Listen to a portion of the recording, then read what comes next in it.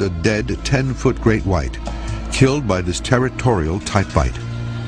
Its attacker was estimated to be a great white over 20 feet in length. The cannibalistic attack was visual proof that these monsters will defend their territory against anyone or anything that gets too close.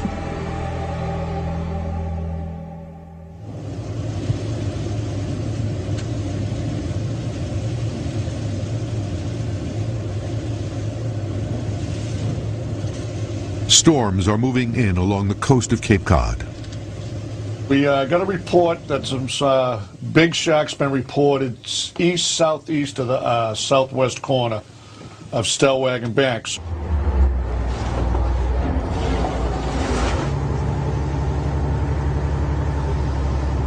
Boston, at Blue Hill Observatory, it was 63. Wind northeast at 12, gusting to 20 miles an hour. The conditions will make sighting from the boat impossible.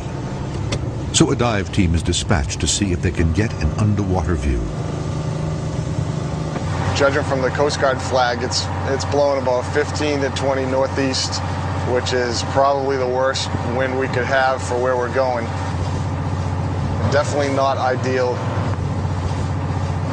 Usually a day that we'd probably, stay at the dock. We're not that far from port now, and you can see the seas are definitely building the further out we get. The wind's probably picked up a good 5 knots, and there's patchy fog blowing around, so we're getting down to some low visibility. I mean, we'll find out fast if it's too rough or not. The dive team tests the shark cage. If it's bouncing up and smashing off the boat, there's no way we can put a diver in and risk that. If the diver got his hand or arm caught between the cage and the boat, he could break his arm, he could break his fingers. Okay, let's give it a shot, see what it looks like. Ready?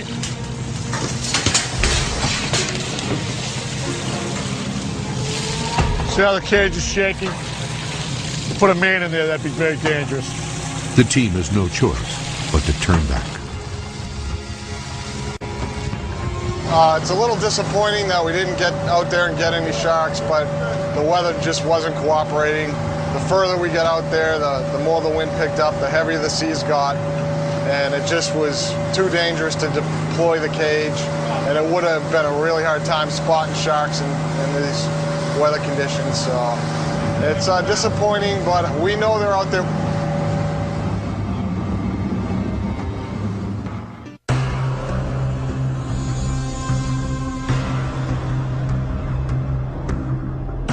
The Monster Quest expedition team is hunting great white sharks in the coastal waters of America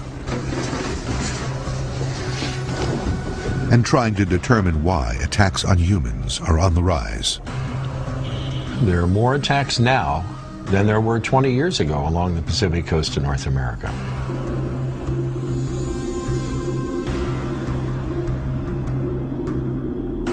The team is investigating these recent attacks and sightings to analyze this new threat. The potential for an encounter between a white shark and a human has increased along the Pacific coast in the last 10 years simply because the ocean user groups, their populations, swimmers, divers, surfers, and kayakers, have also increased. The more people we have in the water, the more likely you are to have an encounter if a shark is in the area. There's another factor that may be playing a role in how close to shore these monsters are coming. Pinnipeds, seals, have been protected since the Marine Mammal Protection Act of 1972. White shark population was decimated in the mid-70s after the release of Jaws. So removal of these adult sharks in the mid-70s to sell their teeth in Jaws gave the pinniped population a chance to explode. Unchecked. There were no predators to keep them in check, to take care of the sick, the injured, the young and old. So their population grew and grew and grew, and now is at a point where it's growing exponentially. We have nearly 400,000 of them off our coast now. 10 years ago, we had barely 200,000. And more seals mean more great white sharks. You can expect to see them close inshore when you have pinnipeds along the shoreline. White sharks generally do not attempt to feed upon pinnipeds until they reach a length of about 10 feet, 3 meters. With more great whites hunting for seals, there is a greater risk of a shark mistaking a human for a seal. The growth rate of white sharks along the Pacific coast is dependent upon the available food. The more food the shark has to consume, the larger and faster it will grow. There's another troubling consequence to this. With access to a steady food source, great whites can gain 100 pounds and grow a foot in length in as little as 9 months.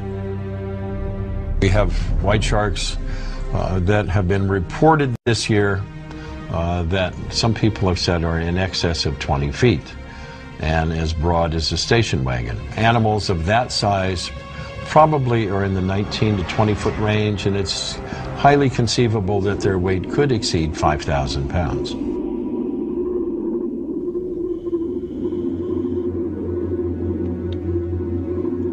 It is these giant great whites that have been spotted hunting along the coastlines, drawn in by prey they can sense even from miles away. Sharks do have ears, located just back here on the head. They're very sensitive. They have hair cells inside of these ears, and they pick up on the vibrations that go through the water. Sharks use the auditory sense, or their sense of hearing, at distances very far away from their prey items, sometimes up to several miles away from their prey. Their prey items may make noises or even maybe splashing at the surface, and that's something that a shark will key in on and quickly go to investigate. These monsters also have a highly developed sense of smell. As a shark swims, it moves its head back and forth. The purpose of this is to find areas that have higher concentrations of odor molecules, and this is to help them pinpoint exactly where that prey item is. As it approaches for the kill, the shark relies on bioelectric receptors. Sharks have a big blind spot when they're feeding. When a shark gets to be about 30 to 50 centimeters away from its prey item, the shark is no longer going to be able to see directly in front of its nose. So a shark has a unique structure known as the ampullae of Lorenzini, which are a bunch of pores located on the head of the shark that are filled with gel. And what this allows a shark to do is key in on electric impulses given off by their prey. After it identifies its prey item, it's going to launch a vertical attack where it's going to swim directly upward. Once the great white opens its jaws, it can no longer see its victim, but it still knows exactly where it is. And it's going to forcefully ram into that prey item, damage it, and take a good chunk of meat out of it. Now, it's said that these great whites can take up to 50 pounds of meat out of their prey item in one bite. But Craig O'Connell says this monster's preferred prey is not human.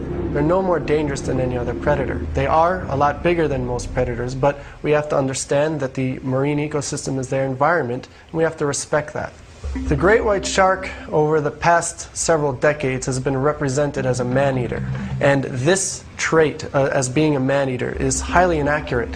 Great white sharks actually don't target humans as one of their prey items. We're not on their menu. But something is bringing great whites to the waters where humans swim.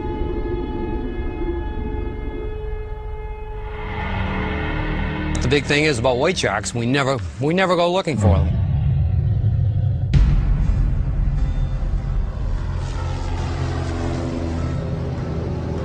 While in search of game fish, Wayne Davis made a bizarre sighting during a routine flight near Plymouth, Massachusetts.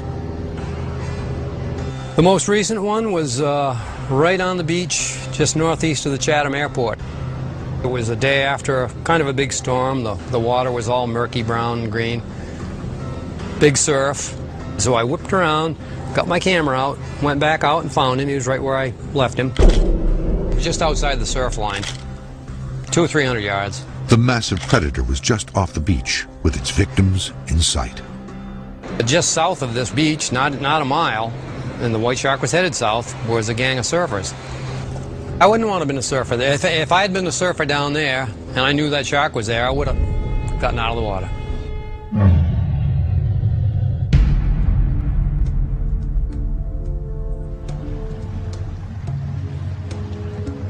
The Monster Quest team is in Massachusetts when two kayakers sight a great white near Chatham on Cape Cod. The kayakers were only yards away when a great white leapt into the air and grabbed a seal. It was the first of an unprecedented cluster of sightings. I got a call from Captain Bill. He told me that he saw two white sharks off the beach, east beach of Cape Cod, area known as Monomoy Island. It's very exciting, but I'm tenuous at best because I'm wondering, is it true? Are there white sharks out there? And if there are, we got to mobilize and get out there and do some tagging. We got to get this going. We got to get this happening. These things are going to leave. They're going to leave. Scommel takes to the air. I drove down to Falmouth, Mass on the Cape and got in his plane, flew out to the area, and literally within moments of arriving in that spot, I saw a white shark. The scout confirms there are multiple great whites off the Cape. And after about 20 minutes, realized that this wasn't the only white shark. There were 4 of them there, in addition to this one. So 5 white sharks swimming close to the beach. Unbelievable. 1, 2, okay, fine, that's exciting enough. But 5 in 20 minutes blows me away. It's like all of a sudden going out and seeing, 5 Loch Ness monsters when you didn't even know there was one there. The team launches into action. Once I get back to my office, we're going to mobilize the crew. I want to get the gear together, get out on a boat tomorrow, and get Billy organized. He's going to have his team together. We're going to go try to tag these animals.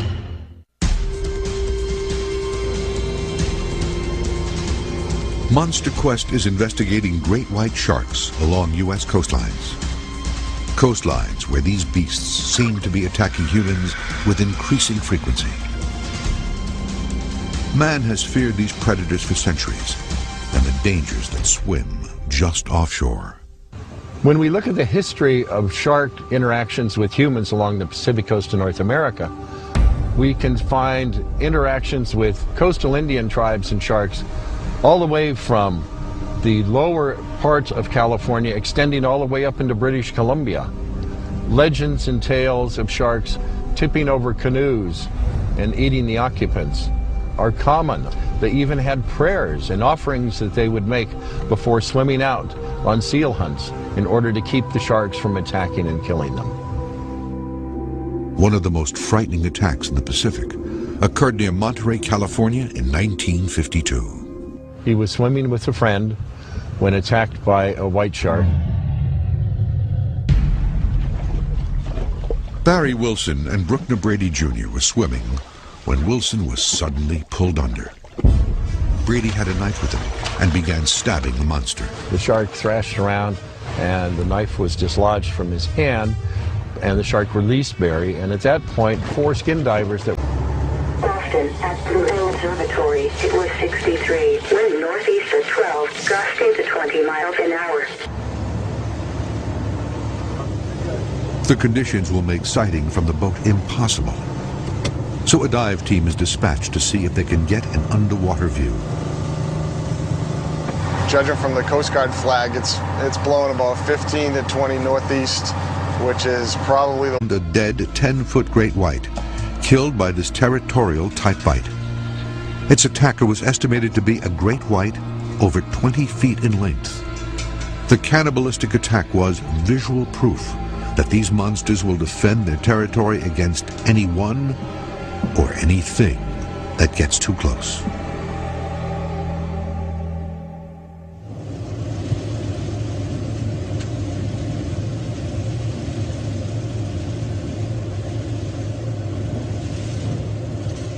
Storms are moving in along the coast of Cape Cod. We got a report that some big sharks been reported east-southeast of the southwest corner of Stellwagen Banks.